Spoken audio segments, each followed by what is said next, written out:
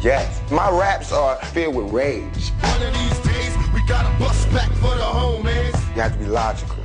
You know, if I know that in this hotel room they have food every day, and I'm knocking on the door every day to eat, and they open the door, let me see the party, let me see like them throwing salami all over I mean, just like throwing food around. They're telling me there's no food in here. You know what I'm saying? Every day. I'm standing outside trying to sing my way in. You know what I'm saying? We are hungry, please let us in. We are hungry, please let us in.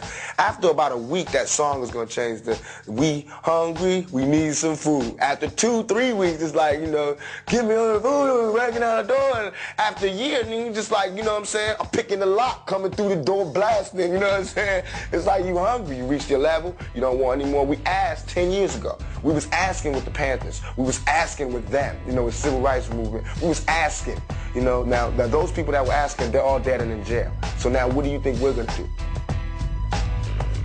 Ask? I put my gun away and grab my AK.